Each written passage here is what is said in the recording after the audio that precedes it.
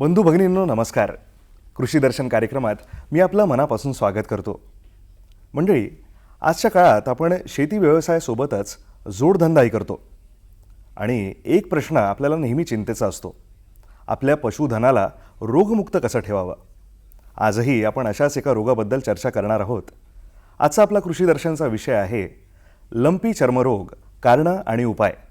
आणि या रोगाबद्दल आपल्याला माहिती देण्याकरता आपल्यासोबत आज तज्ज्ञ आहेत प्राध्यापक डॉक्टर अनिल भिकाणे सर, संचालक विस्तार शिक्षण, महाराष्ट्र पशु आणि मत्स्य विज्ञान विद्यापीठ, नागपूर इथून. सर, कृषी दर्शन कार्यक्रमात सर्वप्रथम मनापासून स्वागत करतो मी. नमस्कार. सर, आजचा जो आपला विषय आहे लंपी रोग, हे आता मला असं वाटतं घरगुती नाव झालेलं आहे, कारण इतका कॉमन हा रोग आता होत चाललेला आहे. अगदी बरोबर. तर सर, सर्वप्रथम मला तुम्हाला विचारायला आवडेल की या रोगाचा काय इतिहास आहे, म्हणजे कधी आला हा? या रोगाचा इतिहास जर आपण विचार केला तर मूळ हा आफ्रिकन देशामध्ये आढळणारा रोग आणि याची नोंद 100 वर्षापूर्वी 1928-29ला आफ्रिकन देशामध्ये झाली आणि जवळपास 50 वर्षे आफ्रिकेतच या रोगाचा प्रादुर्भाव होता.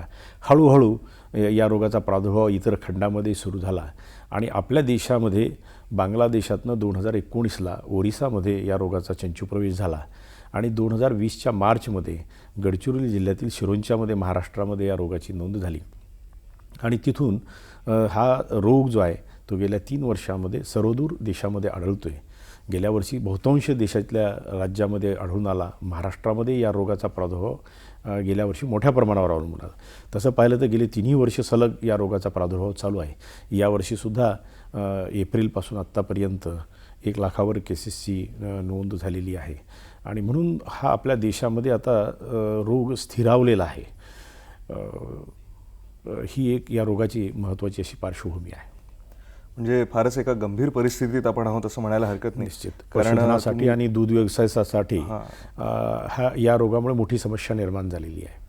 तुम्ही जो कालखंड सांगितला 3 वर्षांचा, साधारण कोविड प्रादुर्भाव जेव्हा होता तेव्हाच हा रोग अगदी बरोबर. त्याच काळामध्ये या रोगाचाही प्रादुर्भाव आपल्या देशात जाणवला.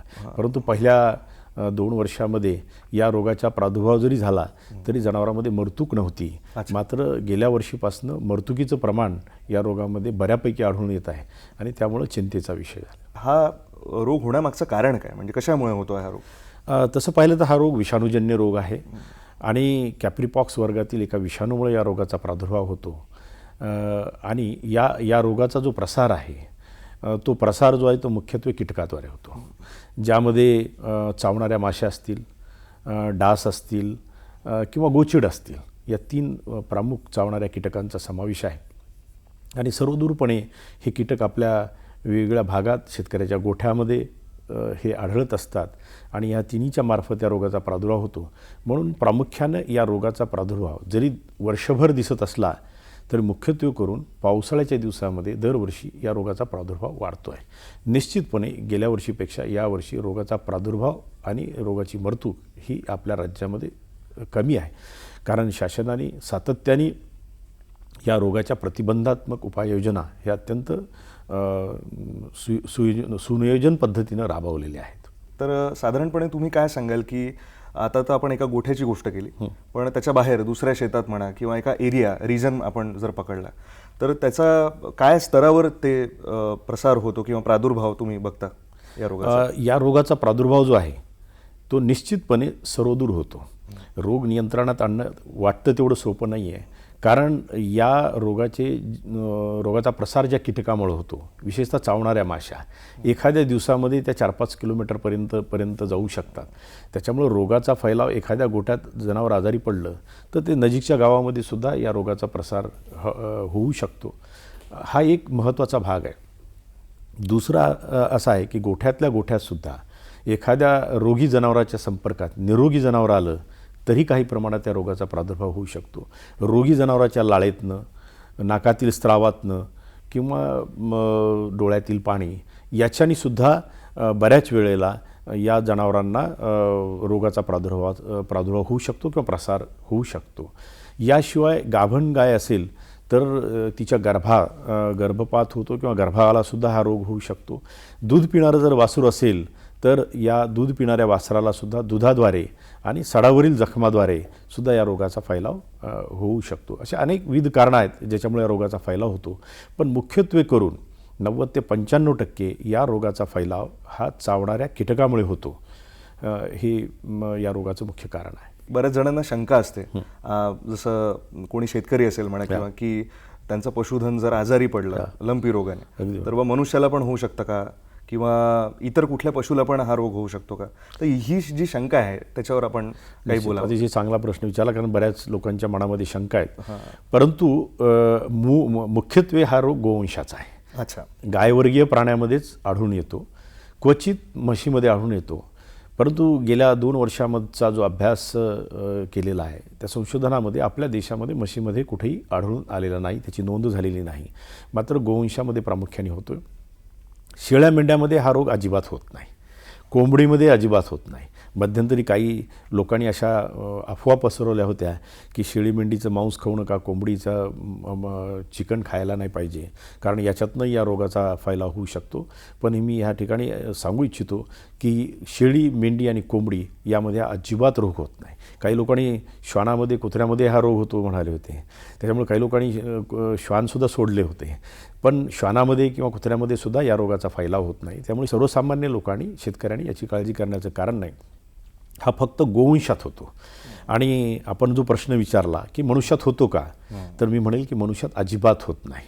त्याच्यामुळे त्याची चिंता करण्याची कारण नाही. जनावर दिसतं विद्रूप, भयानक वाटतं, पण या जनावराच्या दुधात नसेल, मांसात नसेल, कुठूनही या रोगाचा प्रसार होत नाही. गेल्या 100 वर्षाच्या इतिहासामध्ये जनावरापासून माणसाला हा रोग होतो याची कुठेही नोंद झालेली नाही. आणि किंबहुना गेल्या 4 वर्षातला देशातला अनुभव जरी पाहिला तर कुठल्याही व्यक्तीला, कुठल्याही डॉक्टरांना हा रोग जनावरापासून झालेला नाही. त्याच्यामुळे चिंता अजिबात करण्याचं कारण नाही. परंतु सर्वसामान्यपणे आम्ही सांगत असतो की कुठल्याही म्हणजे आरोग्यदायी सवयी आहेत, त्यामध्ये सर्वसामान्यपणे दूध हे उकळूनच पिलं पाहिजे, नियमितच दूध हे उकळून घेतलं पाहिजे आणि मांस हे शिजवून खाल्लं पाहिजे. ही काळजी ही सर्वसामान्य आरोग्याच्या दृष्टीनं घेणं गरजेचं आहे. परंतु रोगाचा आणि याचा कुठलाही संबंध नाही आहे. यानंतर सर एक महत्त्वाचा प्रश्न येतो की हा रोग ओळखायचा कसा, याची लक्षणं काय आहेत? अगदी हा रोग ओळखण्याच्या दृष्टीनं खूप सोपा आहे.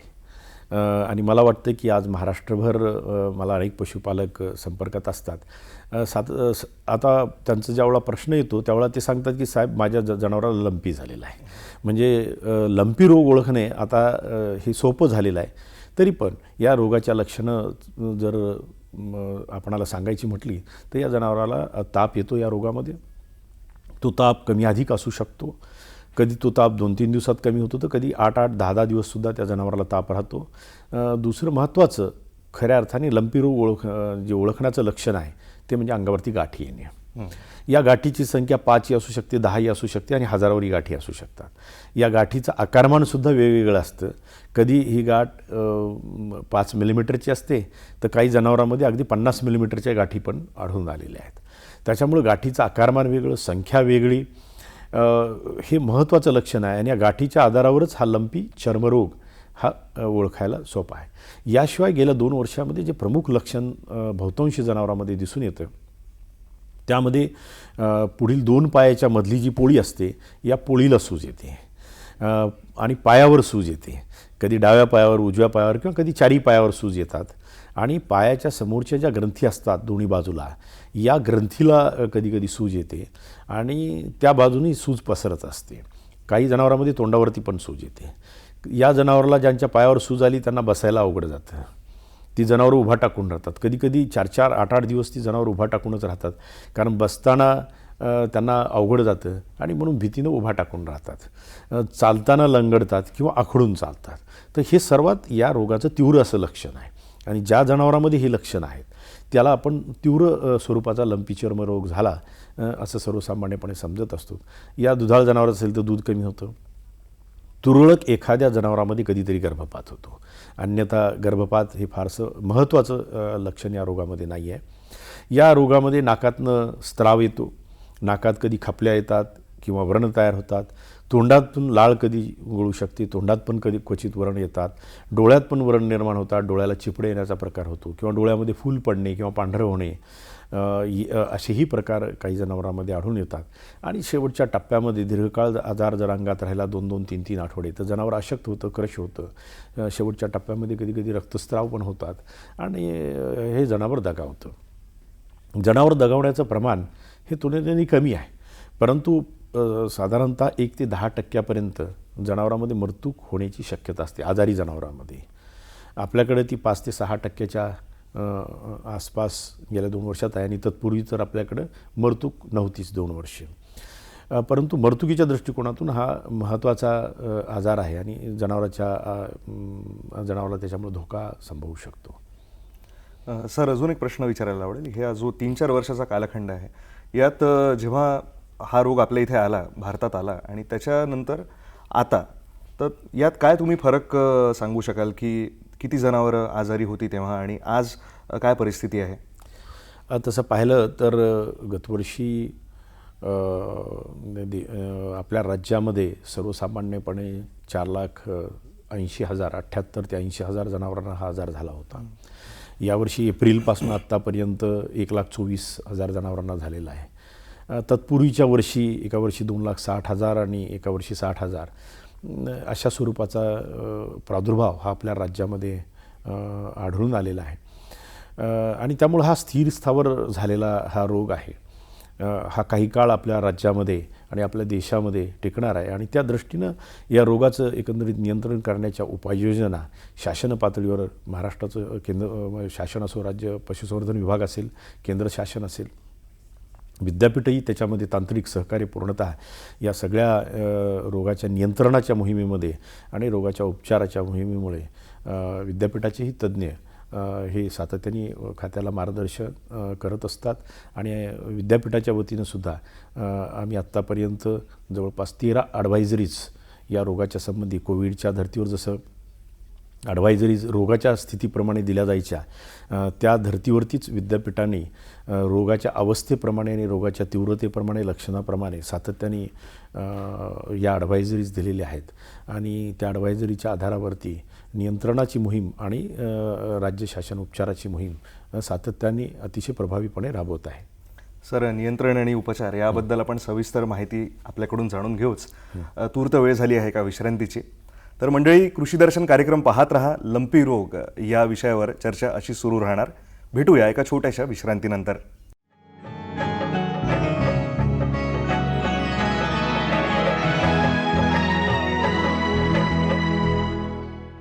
मंडळी, कृषीदर्शन कार्यक्रमात मी पुन्हा एकदा आपलं स्वागत करतो. लंपी चर्मरोग या गंभीर समस्येवर आज आपण चर्चा करतो आहोत प्राध्यापक डॉक्टर अनिल भिकाणे सरांसोबत. सर, विश्रांतीला जाण्यापूर्वी आपण लंपी रोगाबद्दल बरीच माहिती दिलीत की याचा इतिहास काय, प्रादुर्भाव, प्रसार कसा होतो. आता मला तुम्हाला एक महत्त्वाचा प्रश्न विचारायला आवडेल की या रोगाचा उपचार काय? आजारी जनावर असतील त्यांच्यावर आपण कसा काय उपचार करावा? तसं जर पाहिलं तर लंपी चर्मरोग जो आहे तो विषाणूजन्य रोग आहे आणि यावरती कुठलाही 100% खात्रीलायक असा उपाय नाही आहे. परंतु गेल्या 4 वर्षातल्या आमच्या संशोधनातला असेल किंवा प्रत्यक्ष जनावरांवरील उपचाराचा अनुभव असेल तर प्रभावीपणे जर उपचार केला आणि उपाययोजना जर केली तर या आजारातनं जनावर हे निश्चितपणे दुरुस्त होऊ शकतं आणि मृत्यूचं प्रमाण हे कमीत कमी राहू शकतं. यामध्ये प्रामुख्याने अनुभवावर आधारित मी सांगू इच्छितो आणि जी स्लोगन आम्ही सर्व महाराष्ट्रभर सर्व पशुवैद्यकापर्यंत आणि शेतकऱ्यापर्यंत पोहोचवण्याचा प्रयत्न केलेला आहे की या रोगामध्ये 80% शुश्रूषा आणि 20% औषधोपचार. सांगण्याचं तात्पर्य असं आहे की या रोगामध्ये कमीत कमी औषधाचा वापर, कमीत कमी इंजेक्शनचा वापर, कमीत कमी जे अँटीबायोटिक्स आहेत त्याचा वापर झाला पाहिजे, जेणेकरून जनावराच्या शरीरावर कुठल्याही औषधाचा या आजारामध्ये ताण आला नाही पाहिजे. आणि शुश्रूषा ही अत्यंत महत्त्वाची आहे आणि म्हणून मी सातत्याने म्हणत असतो की आमचा शेतकरीच या जनावराचा एक डॉक्टरांसारखा उपचार करू शकतो. शेतकऱ्यांनी, पशुपालकांनी जर उत्तम प्रकारे शुश्रूषा केली, शास्त्रीय पद्धतीने जर शुश्रूषा केली तर कितीतरी न दुरुस्त होणारी जनावरं ही दुरुस्त झालेली आहेत. आणि म्हणून शुश्रूषा ही केंद्रस्थानी या आजारामध्ये मानली गेलेली आहे. तर शुश्रूषा जर आपण म्हणाल तर पहिल्यांदा या आजारामध्ये विषाणूजन्य आजार असल्याने जनावराची जी प्रतिकारक क्षमता आहे, प्रतिकारशक्ती आहे ती घटत असते. ती प्रतिकारशक्ती टिकवली पाहिजे आणि ती प्रतिकारशक्ती किंबहुना वाढवली पाहिजे. तर या आजाराशी सामना करण्याची जनावराची ताकद वाढते आणि जनावर त्यातनं दुरुस्त होतं. यामध्ये पहिली आणि महत्त्वाची बाब आहे, आपण कोरोनामध्ये पाहिलं की डॉक्टर नेहमी आहाराकडे लक्ष द्यायला सांगायचे. आम्ही पण तेच सांगितलेलं आहे की या रोगामध्ये आहाराकडे लक्ष जास्त देण्याची गरज आहे. या आजारामध्ये जनावर चारा खात नाही तर त्याला आवडणारा चारा दिला गेला पाहिजे. जसा की लुसलुसीत हिरवा चारा जर त्याला उपलब्ध करून दिला तर जनावर भूक नसली तरी खाण्याचा प्रयत्न करतं. ज्या चाऱ्यामध्ये कस असेल, जीवनसत्व आहेत, प्रथिनं आहेत, पचनीयता आहे, अशा स्वरूपाचा चारा आहे. दुसरा आहे की त्या जनावराला प्रथिनयुक्त आहार दिला गेला पाहिजे ज्यामध्ये खुराकाचा समावेश आहे. तर हा खुराक आवडीनंही खातात जनावर, आजारी असलेलंही जनावर आवडीनं खातं, तर त्याला खुराक देण्याचा प्रयत्न केला पाहिजे. दुसरी बाब आहे त्या जनावराचं चारा खाणं हे चालू राहिलं पाहिजे. बऱ्याच वेळा ताप अंगात असल्यामुळं चालू राहत नाही, तर तापीसाठीचा थोडाफार इलाज किंवा उपचार करावा लागतो. परंतु बरीचशी जनावरं ही मानेला, छातीच्या भागात सूज आल्यामुळं त्यांना खाली मान घालता येत नाही आणि म्हणून चारा खाता येत नाही. तर अशा वेळा आम्ही सांगतो की जनावराला चारा जर उंचीवरती जर चारा उपलब्ध करून दिला तर ते जनावर चारा खायला सुरू करतं. दुसरी महत्त्वाची बाब आहे की त्या जनावराला पाणी पिण्यासाठी मिळालं पाहिजे. कारण या आजारामध्ये ताप असते आणि याला पाणी पिण्याची इच्छा नसते, तर त्याला पाणी पिण्यासाठी प्रवृत्त केलं पाहिजे आणि पाणी त्याचं पिण्याचं प्रमाण हे वाढलं पाहिजे. यासाठी पाणीसुद्धा हे वारंवार दिलं गेलं पाहिजे. दिवसभरात 8 वेळा 10 वेळा जर पाणी दाखवलं तर ते 1 लिटर 2 लिटर अशा पद्धतीनं पाणी पिईल. आणि जर पाणी पिण्याचं प्रमाण जर उत्तम राहिलं तर निश्चितपणे ते जनावर दुरुस्त किंवा आजारातनं बरं होण्याचं प्रमाण हे अधिक आहे. पाणी पिण्यासाठी त्याला प्रवृत्त करण्यासाठी पाण्यामध्ये मीठ टाकणे, पाण्यामध्ये थोडंसं गूळ टाकणे, जेणेकरून त्याला पाणी प्यायला चव येईल. दुसरी महत्त्वाची बाब आहे, थंडीचे दिवस असतील तर थोडं पाणी कोमट करून देणे आणि त्याला आवडेल असं पाणी हे उंचीवरती उपलब्ध करणं. मान खाली न घालता आल्यामुळं पाणी पित नाहीत. पाणी जर वर ठेवलं तर बरीचशी जनावरं ही पाणी पितात. त्यामुळं त्या जनावराला एक तर चारा पाणी वेळोवेळी देणे आणि दुसरी महत्त्वाची बाब की चारा पाणी घेता येत नसेल तर ते उंचीवरती देणे, वारंवार देणे, हा एक अत्यंत महत्त्वाचा शुश्रूषेचा भाग आहे. जसं आजारी माणसाला आपण बळजबरीनं त्याच्या आवडीचा खाऊ घालतो, तसंच या आजारामध्ये करण्याची गरज आहे. हा एक सर्वात महत्त्वाचा भाग आहे. दुसरा महत्त्वाचा भाग आहे की या आजारामध्ये त्या जनावराला जीवनसत्वाचे सप्लिमेंट दिले पाहिजेत आणि खनिज मिश्रणाचा पुरवठा केला पाहिजे. सातत्याने तोंडावाटं जर औषधं देत राहिलो, टॉनिक्स असतील तर हे आजारातनं जनावर हे बरं होतं. जनावराच्या छातीवर सूज आलेली आहे, पायावर सूज आलेली आहे, त्याला आम्ही पाहिलेलं आहे की इंजेक्शननी सूज उतरवण्यापेक्षा त्याला जर गरम पाण्याचा शेक दिला, गरम पाण्यामध्ये मीठ टाकायचं आणि हे मिठाच्या गरम पाण्याचा कापडाने, सुती कापडाच्या साह्याने जर शेक दिला किंवा वरून पाणी टाकून पायाला शेक दिला तर हा शेक अत्यंत उत्तमपणे काम करतो. जी 4-4 दिवस बसलेली जनावरं नाहीत ती बसायला सुरू करतात. सर माफ करा, तूर्त वेळ झाली आहे का विश्रांतीची, पण चर्चा अशीच आपली सुरू ठेवूया आपण एका छोट्याशा विश्रांतीनंतर. मंडळी कुठेही जाऊ नका, पाहत रहा कृषी दर्शन कार्यक्रम. भेटूया एका छोट्याशा विश्रांतीनंतर.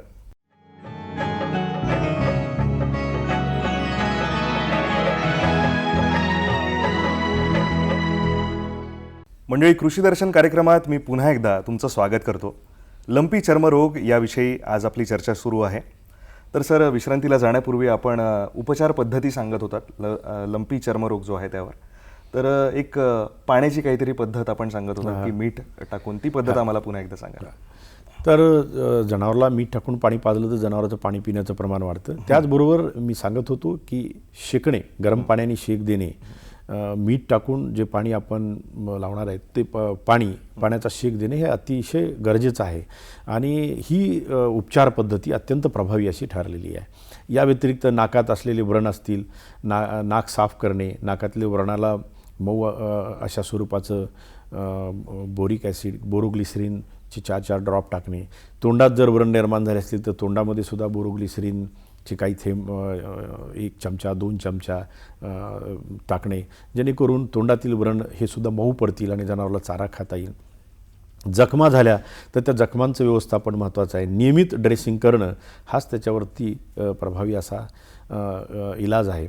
जे जनावरं आजारातून दुरुस्त होतील त्यांना लगेच कामाला न लावणे, विशेषतः बैलांना कामाला न लावणे, असे सर्वसामान्य जी जर काळजी घेतली तर निश्चितपणे आजारात तीव्र आजारी असणारी जनावरंही ही दुरुस्त होत असतात. सर, आणि आजच्या चर्चेचा आपला शेवटचा प्रश्न की हा रोग होऊच नये या दृष्टीने काय असं नियंत्रण किंवा अशा योजना एका शेतकरी बंधू भगिनींनी घ्याव्या? अगदी हा महत्त्वाचा प्रश्न आहे, कारण हा रोग आपल्याकडे स्थिरावलेला आहे आणि इथून पुढे आपल्याला या रोगाचा सामना करावा लागणार आहे. तो प्रभावीपणे करायचा असेल तर आपल्याला त्रिसूत्रीचा अवलंब करावा लागेल. त्या त्रिसूत्रीमध्ये आजारी असलेल्या जनावरांपासून रोगाचा फैलाव होणार नाही यासाठी आजारी जनावरांचं विलगीकरण करणे, आजारी जनावर जे आहे त्याला निरोगी जनावरापासून वेगळं करणे, त्या जागेचं सोडियम हायपोक्लोराईटनं निर्जंतुकीकरण करून घेणे हा महत्त्वाचा भाग. दुसरा, या रोगाचा फैलाव करणारे कीटक आहेत ज्यामध्ये गोचीड, माशा, तर याच्यावरती नियंत्रण आपल्याला मिळवावं लागेल. आणि यासाठी आपण जी आयुर्वेदिक पद्धतीनं किंवा हर्बल औषधी वापरून जर नियंत्रण केलं तर ते अतिशय चांगलं राहील. ज्यामध्ये आम्ही सातत्याने सांगत असतो की करंज तेल, नीम तेल प्रत्येकी 10-10 मिली आणि निलगिरी तेल 10 मिली हे जर 1 लिटर पाण्यात टाकलं आणि त्यामध्ये 2 ग्रॅम साबण, तर असं जर मिश्रण तयार केलं, ह्या मिश्रणाचा अंगावरती फवारा जर केला तर जनावरांना या डास, माशा, कीटकांचा त्रास होणार नाही. गोठ्यामधली स्वच्छता असेल, परिसरातली स्वच्छता असेल, ही जर काळजी घेतली तर कीटकावरती नियंत्रण जर मिळू शकलो तर या रोगावर नियंत्रण मिळवता येऊ शकतं. परंतु ह्या दोन्ही उपायाला मर्यादा आहे, कारण हा कीटकामुळे फैलावणारा रोग आहे, त्याच्यामुळे वेगाने फैलावतो आणि म्हणून लसीकरण हाच प्रभावी मार्ग आहे. आणि म्हणून 100% लसीकरण हा उपाय आहे. आपलं राज्य हे पहिलं राज्य असेल गतूरची की 100% लसीकरण आपल्या राज्यामध्ये पशुसंवर्धन खात्याच्या वतीनं करण्यात आलं. याही वर्षी 100% लसीकरण झालेलं आहे. शेतकऱ्यांना याच्यामध्ये ही ग्रामचळवळ म्हणून स्वयंस्फूर्तपणे लसीकरणाच्या चळवळीमध्ये दरवर्षी सहभागी होणं. इथून पुढे जे लसीकरण होईल ते मे महिन्यामध्ये लसीकरण होईल, पावसाळ्यापूर्वी. आणि लसीकरण जर करून घेतलं तर सध्या जी लस आपल्याकडे उपलब्ध आहे ती शिळ्यातील देवीवरची लस उपलब्ध आहे. ही 100% प्रभावी नाही, परंतु निश्चित 75%, 70 ते 75% लस उपयुक्त आहे. आणि इतरही जनावरात रोग जरी झाला एखाद्या लसीकरण केलेल्या जनावरात तर तो रोग प्रादुर्भाव हा कमी तीव्र स्वरूपाचा असतो. आणि म्हणून ही लसीकरणाची मोहीम जी आहे ती आपल्याला ही प्रभावीपणे राबवायची आहे. लवकरच आपल्या देशामध्ये लंपी रोगावरची विशेष लस पण उपलब्ध होणार आहे. ते लसीकरणही इथून पुढे निश्चितच ती लस उपलब्ध झाली तर ते लसीकरण करून आपणाला 100% लसीकरणाच्या माध्यमातून येत्या काही वर्षामध्ये या रोगाचं आपल्या देशातून आपल्याला निर्मूलन करण्यासाठी प्रयत्न करावे लागणार आहेत. छान संदेशसुद्धा तुम्ही दिलात की शास्त्रीय पद्धत जर अवलंबली तर एक शेतकरीसुद्धा डॉक्टर बनून इलाज आणि उपचार करू शकतो. तर प्राध्यापक डॉक्टर अनिल भिकाणे सर, वेळात वेळ काढून कृषी दर्शन कार्यक्रमात आपण आलात याबद्दल आपले मनापासून आभार. धन्यवाद.